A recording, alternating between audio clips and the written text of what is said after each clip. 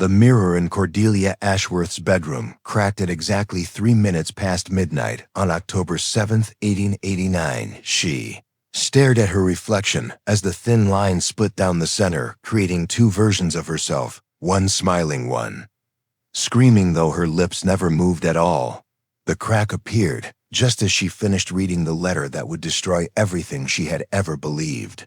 About her family, about her life, about the very ground beneath Newport's most magnificent mansion. Cordelia pressed her trembling fingers against the glass, feeling the sharp edge of the fracture slice into her palm.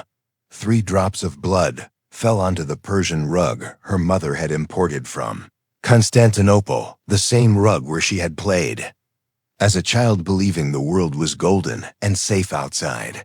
The October wind howled through the massive elm trees that surrounded Ashworth Manor, carrying with it the salt smell of the Atlantic, and something else, something that made her stomach twist with recognition, though she could not name what it was. The letter lay crumpled on her mahogany vanity, the paper still warm from her grip, though the words it contained were cold enough to freeze the blood in her veins. My dearest daughter, if you are reading this, then I am already dead, and you must know the truth about what we did to your sister. What we did to Evangeline. Cordelia had read those opening lines 17 times since finding the letter hidden behind a loose floorboard in her father's study, the same study where Newport's most powerful men gathered every Thursday to discuss business deals that shaped the fate of entire cities. She had been searching for her father's will after his sudden death 3 days earlier. When her fingers brushed against something that should not have been there, a sister named Evangelina. One had ever spoken that name in Ashworth Manor. Cordelia was the only daughter, the golden child, the pride of Newport society, the girl who had never wanted for anything except perhaps the truth. She walked to her bedroom window, pressing her face against the cold glass, staring out at the sprawling grounds that stretched toward the cliff overlooking the sea. Somewhere out there beneath the manicured gardens and ancient oak trees lay secrets that her family had buried so deep that even the earth seemed to hold its breath. The letter continued in her father's careful handwriting, the same hand that had signed million-dollar contracts and death warrants for business rivals with equal precision. Evangeline was born first by 7 minutes, but she was wrong. Somehow wrong in ways that terrified your mother, wrong in ways that would have destroyed our family's reputation if anyone had discovered the truth. Cordelia's hands shook as she reread the words, feeling them burn into her memory like brands. She had grown up believing she was special, chosen, blessed by fortune to be born into one of America's wealthiest families, but now, standing in her palatial bedroom surrounded by silk wallpaper and crystal chandeliers, she understood that her entire existence had been built on a lie that required the erasure of another girl, another sister whose only crime had been existing. First, the mirror's crack seemed to widen in her peripheral vision, though when she turned to look directly at it, the fracture remained the same thin line dividing her reflection into 2 separate people. We told everyone you were our only child, and we moved Evangeline to the basement rooms where no one would ever find her, where she could live without bringing shame upon the Ashworth name. Cordelia's breath fogged the window as she pressed closer to the glass, trying to see through the darkness to the hidden parts of the estate. She had explored every inch of Ashworth Manor during her childhood, or so she had believed. Now she realized there were entire sections of the house that had been forbidden to her, places her parents claimed were unsafe or under renovation, or simply off-limits to proper young ladies, places where a sister might have lived and died without anyone knowing. The wind outside grew stronger, rattling the window frames and sending shadows dancing across the walls. In those shadows, Cordelia thought she saw movement, a figure standing just beyond the tree line, watching the house with eyes that gleamed like stars. She blinked and the figure was gone, but the feeling of being observed remained crawling across her skin like ice water. Evangeline had gifts that no Christian family could acknowledge, gifts that marked her as something unholy, something that belonged more to the darkness than to God's light. The letter's words seemed to pulse with their own heartbeat. growing larger and more menacing each time Cordelia read them. She had never believed in supernatural nonsense, dismissing such things as the fantasies of uneducated servants and hysterical women. But, standing alone in her bedroom with a cracked mirror, reflecting impossible images and shadows moving where no shadow should exist, she felt her rational world crumbling like ancient stone downstairs. The grandfather clock chimed, once marking midnight. The sound echoed through the empty mansion, reminding Cordelia that she was utterly alone, her father dead 3 days ago, her mother traveling in Europe and unaware of his passing, the servants dismissed until after the funeral only.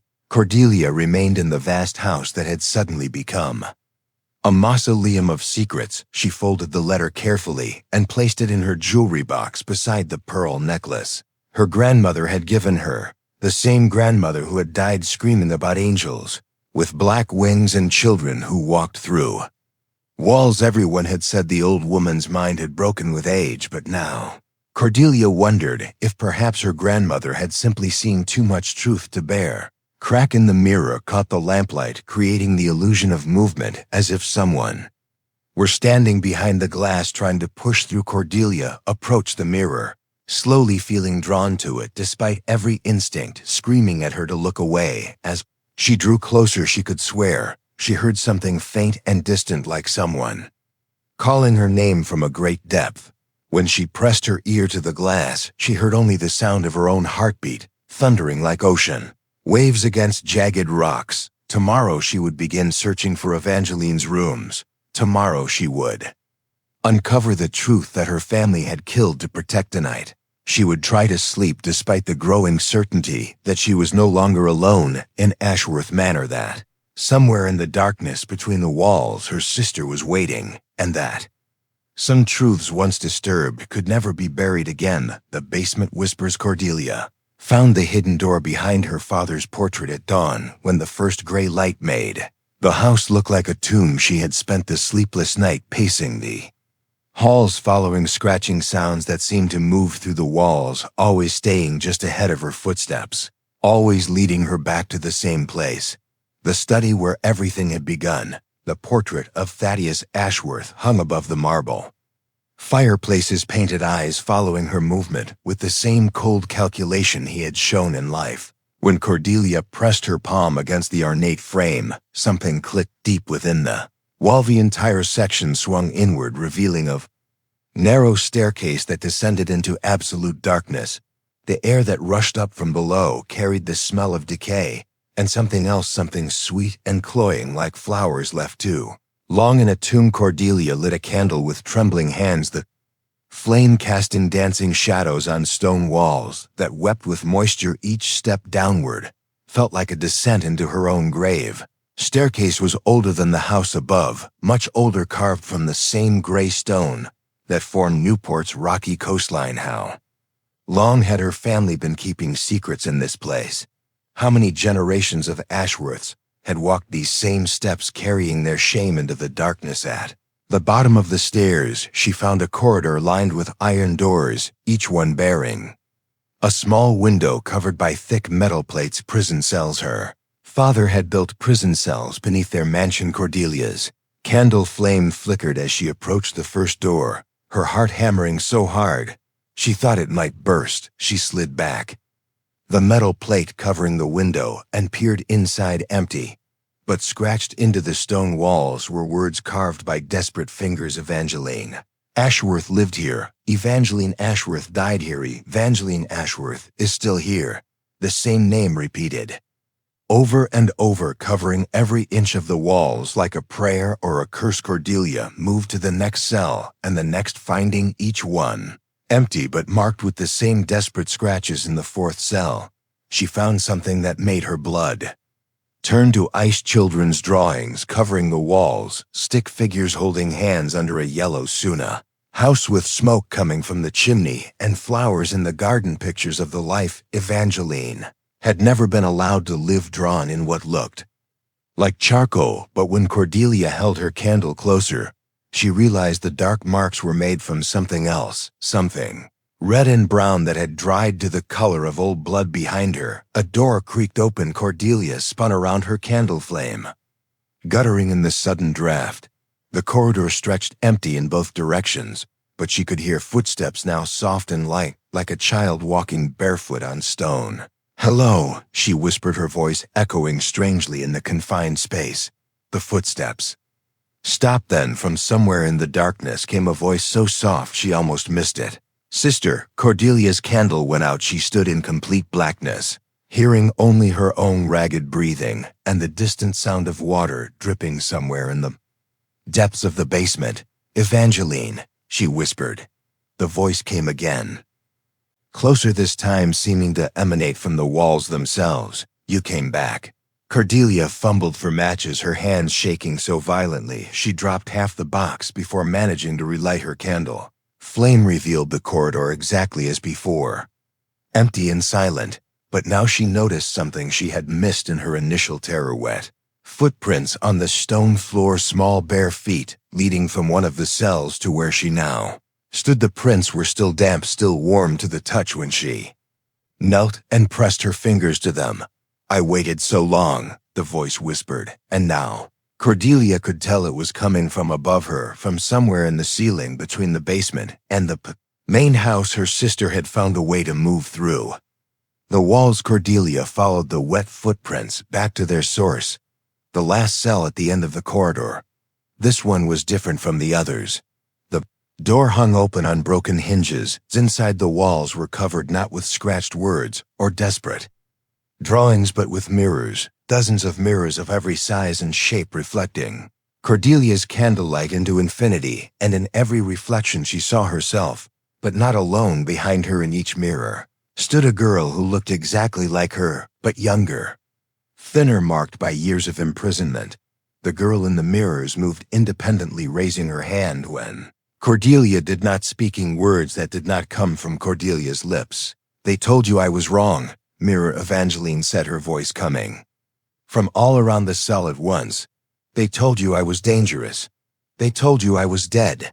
Cordelia turned to face the space where the girl should be standing, but found only empty air. "Where are you?" she whispered.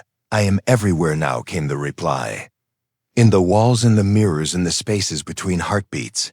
I have been waiting for you to find me, waiting to show you what they did, waiting to make them pay." The mirrors began to crack one by one, starting with the largest and spreading outward like a spider web of destruction. In each fracture, Cordelia saw images flashing by, too quick to fully comprehend. Small girl chained to the wall, men in expensive suits watching through the windows, money changing hands, something being injected into a thin, pale Arma heart, stopping a burial in the dead of night. And through it all, her father's face, calm and satisfied, as if he were closing a particularly profitable business deal. "They sold me." Evangeline's voice was changing, growing deeper, more resonant with each word. "They sold pieces of me to men who collected unusual things. They kept me alive just long enough to be interesting. And when I finally died, they buried me beneath the garden where mother plants her roses." The mirrors exploded outward in a shower of silver and blood. Cordelia threw herself backward, covering her face as glass fragments filled the air like deadly snow. When silence returned, she opened her eyes to find herself lying on the stone floor of an empty cell. No mirrors remained, only scratches on the walls that now read something new. "Now you must choose. Join me in the darkness or help me find the light above."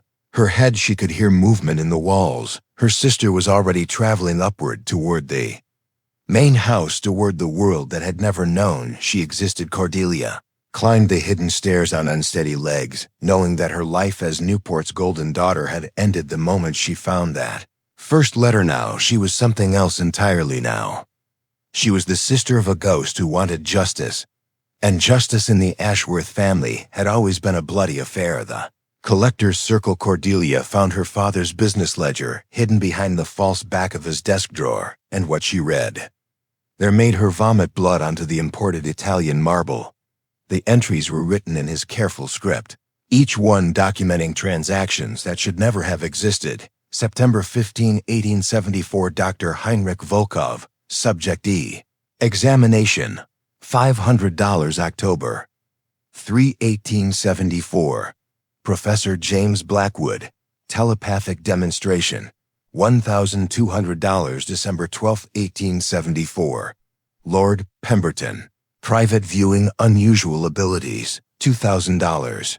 March 8, 1875. M.R. Chenway. Eastern meditation compatibility. Test. $800. Page after page of men. Paying to study her sister like she was some exotic animal in a carnival sideshow. But the worst entries came toward the end, when Evangeline would have been nearly grown. June 20, 1889. Dr. Volkov. Final extraction procedure. $10,000. June 21, 1889. Crematorium services. $50. June 22, 1889. Rose Garden soil amendment. $15. They had killed her sister, harvested whatever made her special, and then used her ashes to fertilize their mother's prize. Winning Rose's Cordelia was still staring at the ledger when she heard the piano playing downstairs. Same melody her music teacher had tried to make her learn years ago, but which she had never mastered. Someone was playing it perfectly now, with a touch so light it sounded like rain falling. On silk she crept down the grand staircase, following the music to the drawing room where Newport's elite gathered for their weekly salons. Piano bench sat empty, but the keys moved by themselves, creating haunting melodies that seemed to pull memories from the very air. As Cordelia watched, frozen by the impossible sight, the room began to fill with translucent figures, men in expensive evening wear, standing around the piano watching something with expressions of fascination and hunger. She recognized some of the faces from newspaper photographs and society pages. Dr. Heinrich Volkov, the famous alienist who claimed he could cure madness with electricity. Professor James Blackwood, who wrote papers about the untapped potential of the human mind. Lord Pemberton, who collected rare artifacts from around the world. Mr. Chun Wei, the mysterious businessman who owned half the opium dens in San Francisco. Of them gathered here in her family's drawing room, watching something that made them lean forward with predatory interest. The piano music stopped in the sudden silence. Cordelia heard a child's voice singing a lullaby she had never heard before. Sister, sister, can you see what they made of you and me? One in darkness, one in light, both will die before the night. The ghostly figures turned as one to stare directly at Cordelia. Their eyes held no warmth, no humanity, only the cold calculation of men who saw everything in terms of profit and loss. Dr. Volkov stepped forward, his spectral form more solid than the others. You were not supposed to be here, little one, he said, his voice carrying a slight German accent. This demonstration was for our eyes only. What demonstration? Cordelia whispered, though part of her already knew the answer. Your sister, of course. Professor Blackwood joined the conversation. Such remarkable abilities for one so young. The way she could move objects with her mind, Lord Pemberton added. Quite extraordinary. The visions she shared of distant places. Mr. Chun Wei smiled coldly. Very valuable information. The piano began playing again, but now the melody was discordant, broken, sounding like screams set to music. She resisted at first. Dr. Volkov continued as if they were discussing the weather. But we found ways to make her more cooperative.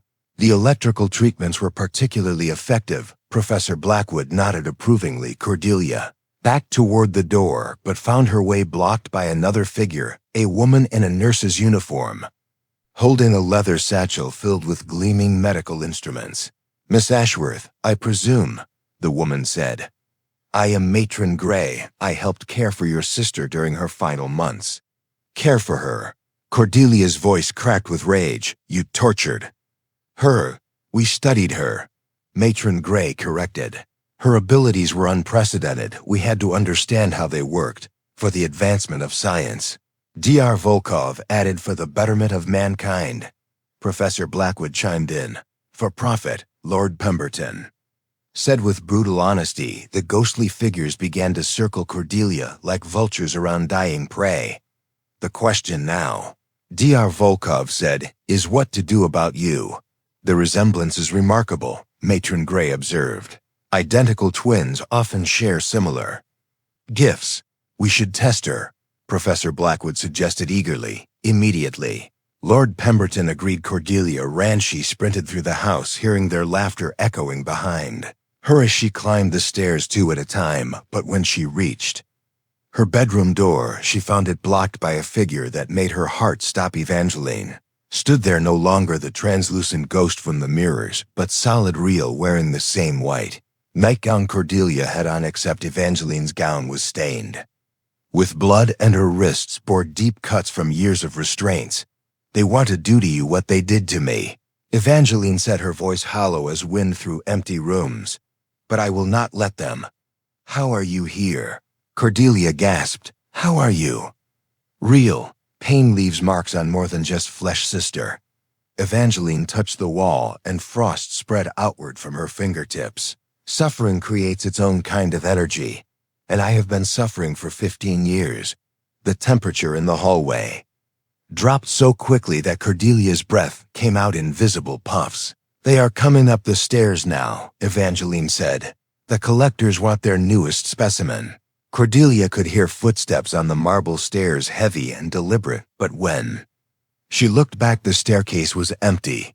They are not quite alive and not quite dead, Evangeline explained, just like me, trapped between worlds by their own greed and cruelty. But they are still dangerous, still hungry, and they will keep coming until they get what they want. Evangeline took Cordelia's hand, her touch burning like ice. There's only one way to stop them, sister. We must give them what they deserve. The footsteps reached the top of the stairs. Volkov's voice drifted down the hallway. Come. Now, Miss Ashworth, there's no need to make this difficult. Your sister fought us at first, but she learned to cooperate. In the end, she was quite grateful for our attention. Evangeline's grip tightened on Cordelia's hand. He is lying, she whispered. I was never grateful. I died screaming their names as curses. And now those curses are finally ready to take root. The hall lights began to flicker, and in the alternating darkness and brightness, Cordelia saw them, the collectors advancing down the hallway, their ghostly forms growing more solid with each step. Behind them came others, nurses with syringes, guards with chains, men in suits carrying leather cases full of instruments designed to measure pain, all of them reaching toward the living sister with hands that remembered how to hurt. Choose quickly, Evangeline said. Join them or join me. But know that either way the Ashworth family ends tonight. The blood-packed Cordelia chose her sister. The moment their hands clasped together, every mirror in Ashworth Manor shattered simultaneously, sending a sound like breaking bones through the night air. Collectors stopped their advance as glass rained down around them, cutting through their ghostly forms and making them flicker like dying candles. Impossible, Dr. Volkov snarled. The living cannot commune with the dead without proper preparation. Your father paid us well to ensure his remaining daughter would be protected from such influences. Evangeline laughed, and the sound was like winter wind through a graveyard. Father is dead, doctor, and his contracts died with him. Besides, she smiled, showing teeth that gleamed like broken glass. I am not dead. Not entirely. The revelation hit Cordelia like a physical blow. What do you mean, not dead? Evangeline's form began to change, becoming more solid, more real, until she looked exactly like any living person, except for the terrible wounds that covered her body. They kept me alive for 15 years, sister, she said. Alive. And suffering, because pain enhanced my abilities. Dr. Volkov discovered that trauma opens doorways in the mind, doorways that lead to extraordinary places. So they gave me trauma every single day. Cuts and burns and electricity and needles full of chemicals that made me scream until my throat bled. And with each scream, my power grew stronger. Dr. Volkov stepped backward, his spectral face twisted with something that might have been fear. The subject died in June. We have the death certificate. You have a forgery, Evangeline corrected, paid for with Ashworth money and signed by Dr. Morrison, who owed father a considerable gambling debt. They moved me to the hidden rooms beneath the garden when I became too dangerous for the basement cells. Rooms built inside the cliff itself where no one could hear me, no matter how loud I screamed. Cordelia felt the world tilting beneath her feet. Her sister was alive, had been alive this entire time, buried beneath their mother's rose garden, like some terrible secret seed. The roses, she whispered, fed with my blood. Evangeline nodded. Mother never wondered why they grew so large, so red. She never asked why the gardener worked alone, always at night, always in complete silence.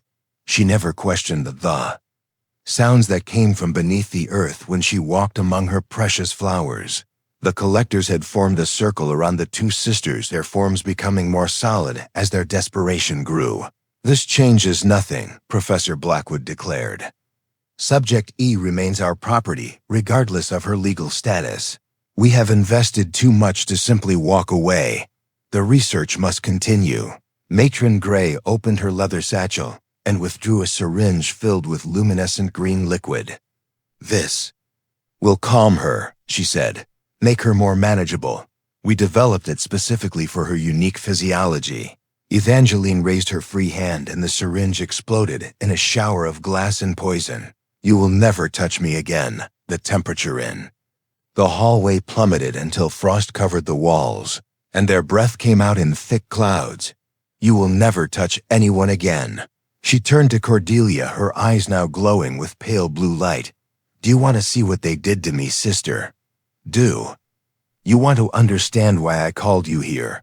Before Cordelia could answer, Evangeline pressed her palm against her twin's forehead. The world exploded into images Cordelia saw through Evangeline's eyes, felt through Evangeline's nerves, experienced every moment of torture, as if it were happening to her own body. The basement cells were only the beginning, underground laboratories hidden beneath Newport's most prestigious mansions. Children strapped to metal tables while men in expensive suits took notes on their screens. A network of collectors trading in human suffering, spreading across the country like a cancer-rich family selling their unwanted children to feed an industry built on pain. Scientists and doctors and professors who had abandoned every principle of medicine in pursuit of knowledge that should never have been sought, and at the center of it all, the Ashworth family, not victims but architects. Her father had not just sold Evangeline, he had created the entire system.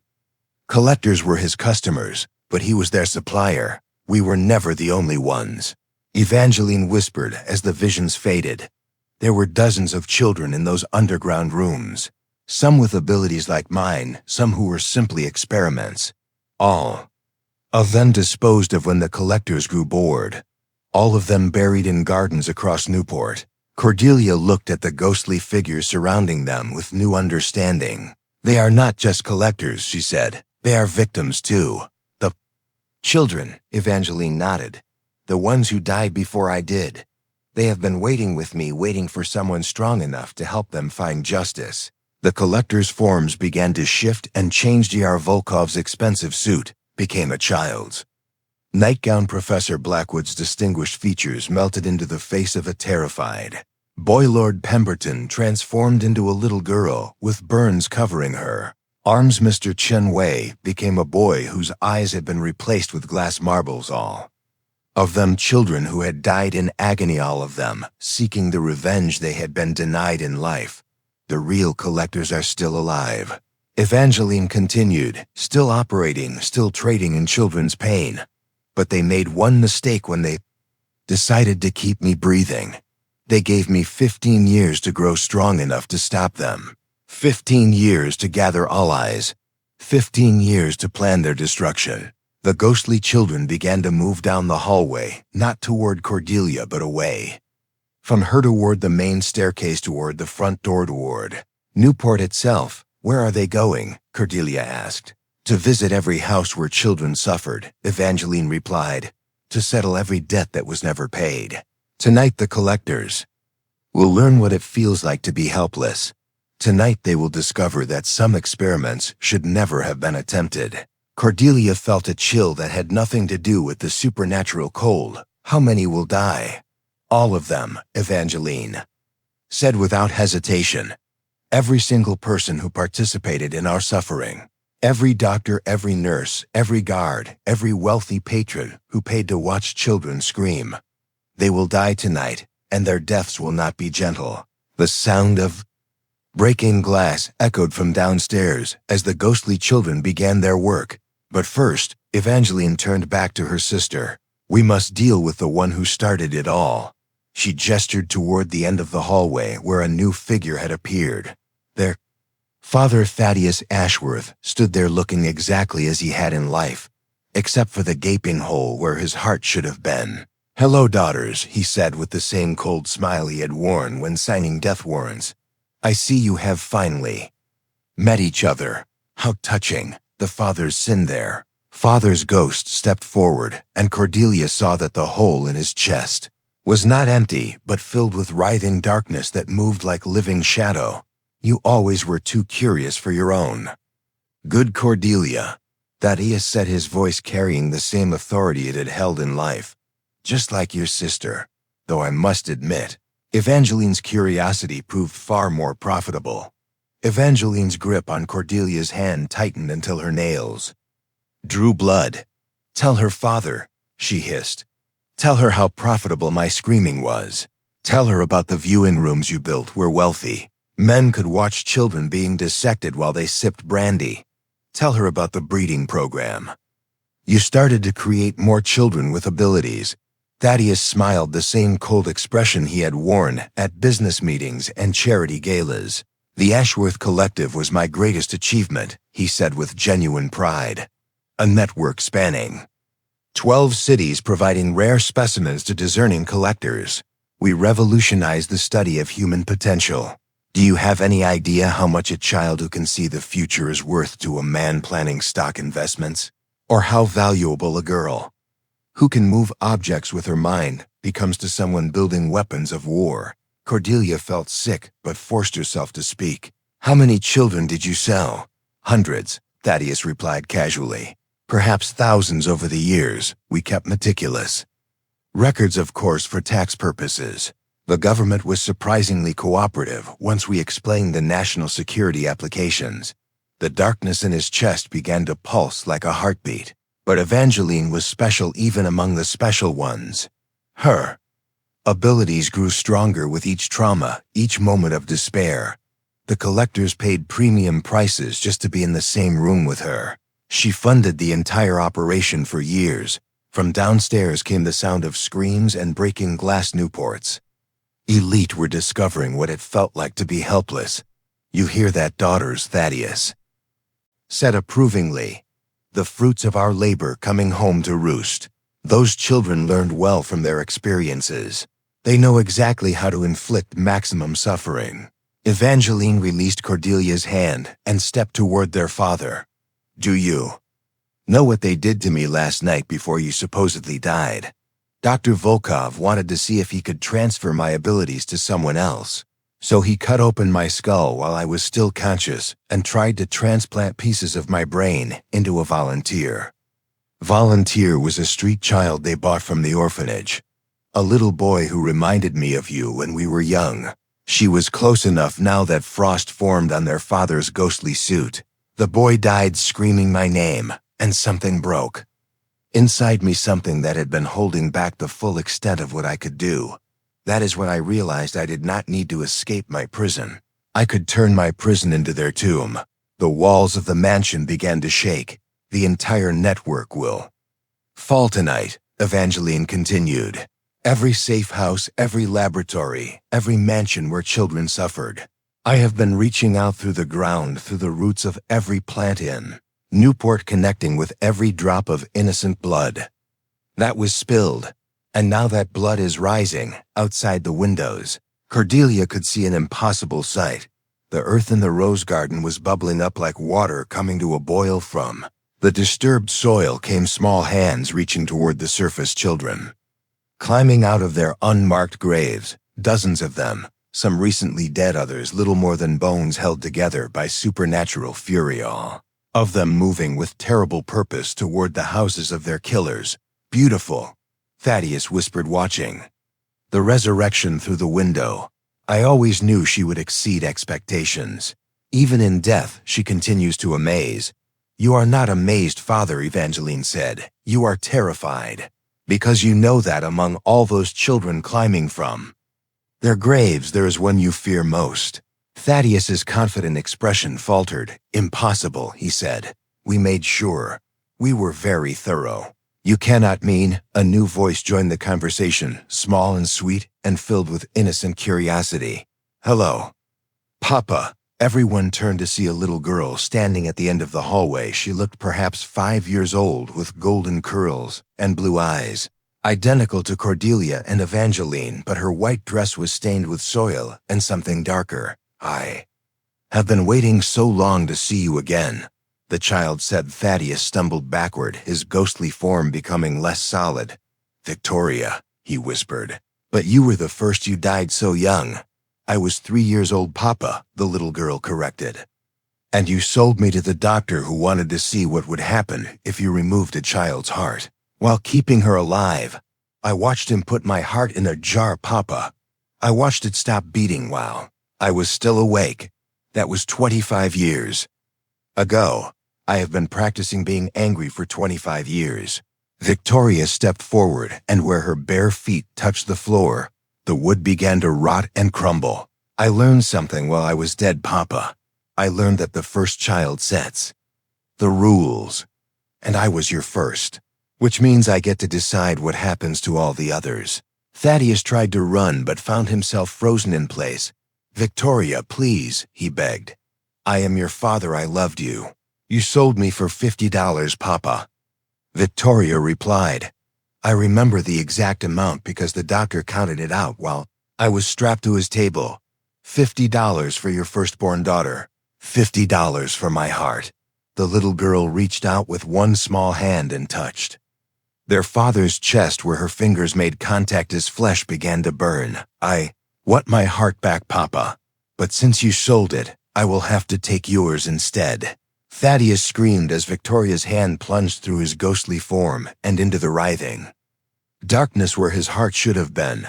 What she pulled out was not an organ, but something infinitely worse, a writhing mass of contracts and legal documents and banknotes, all soaked in blood. Paperwork of evil, the bureaucracy of suffering. Look. Sisters, Victoria said, holding up the mass of corrupted papers. This is what Papa loved more than his children. Money and power and the thrill of owning other people's pain. The papers burst into flames that burned cold and blew. Thaddeus collapsed, screaming as his ghostly form began to dissolve. The network dies with him, Victoria explained to Cordelia and Evangeline. Every contract, every agreement, every business, relationship built on children's suffering, it all ends tonight. Through the windows, Cordelia could see fires burning across Newport as the resurrected children visited justice on their killers. The screams of the guilty echoed through the night air. What happens now? Cordelia asked. Victoria smiled with the innocent cruelty that only children can possess. Now we go home, she said, all of us together. The way family should be. Evangeline took Cordelia's hand again. She means the grave, sister, she said gently. We cannot live in the world knowing what we know. Exist alongside such evil. But we can rest together in the earth beneath Mother's roses. We can finally be the family we never got to be. Cordelia looked at her sisters, at the ghosts of the children she had never known existed at the burning city. Beyond the windows, at the chance to finally belong somewhere, even if that somewhere was the dark earth below. Will it hurt? She asked. No more than living, Evangeline replied, and together the three sisters walked toward their father's dissolving form, toward the end of the Ashworth family, toward whatever waited beyond the pain. The Garden of Roses. Cordelia made her choice at dawn when the screaming finally stopped, and Newport lay silent as a tomb. She stood in her mother's rose garden watching the last of the fires die out across the city. The resurrected children had returned to their graves, but their work was complete. Every collector, every doctor, every wealthy patron who had paid to watch innocents die was now dead, their bodies found in locked rooms with expressions of absolute terror frozen on their faces. The authorities would call it a mass hysteria event, a gas leak perhaps, or contaminated water. They would never speak the truth about what had really happened in Newport that night. Beside Her Evangeline knelt among the roses, her living form, finally showing the full extent of 15 years of torture. She was dying.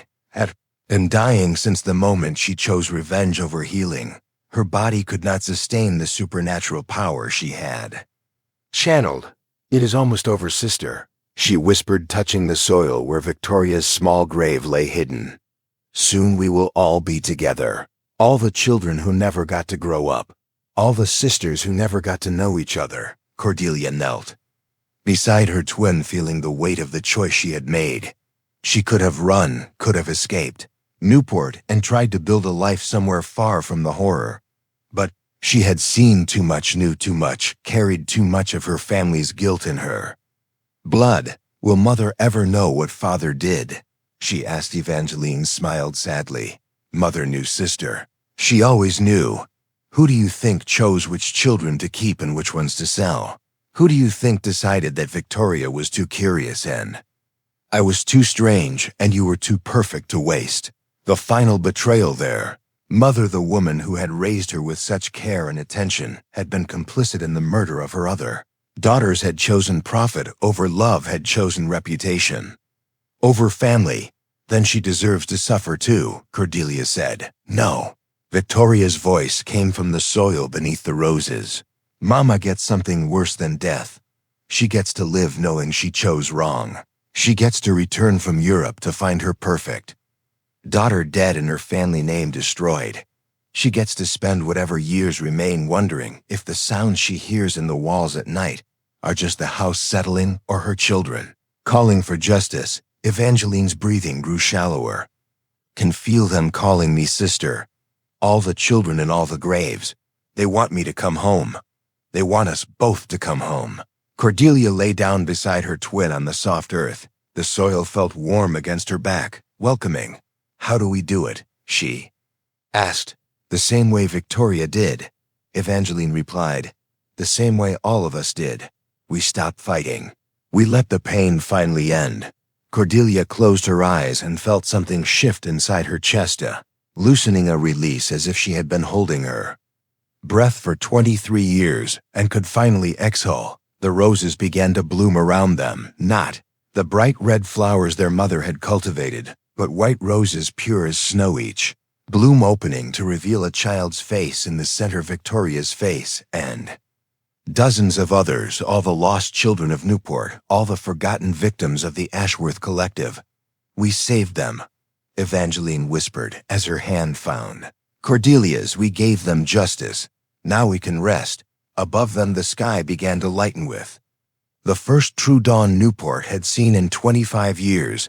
A dawn free from the screams of tortured children, free from the evil that had festered in mansion basements, free from the Ashworth family. In the distance, church bells began to toll, not for a funeral, but for a new beginning, for a city cleansed by supernatural fire, for children who could finally sleep peacefully in their graves. Cordelia felt her heartbeat slowing, felt her breath coming in softer and softer whispers, felt the earth opening to welcome her home. "I can see them," she said as her vision began to blur.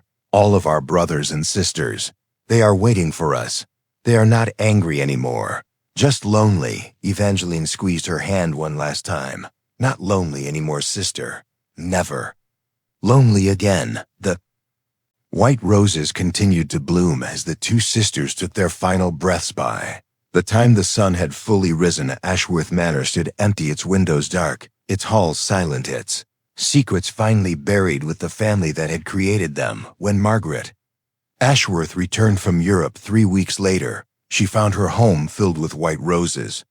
They covered every surface, grew through cracks in the walls, sprouted from the floors, and in the center of each bloom was a child's face. Victoria, Evangeline, Cordelia, dozens of others, all watching her with eyes that held no forgiveness, only justice. Margaret Ashworth lived another 30 years in that house of roses. She never slept peacefully again, never stopped hearing children's laughter in the walls, never stopped feeling small hands touching her in the dark.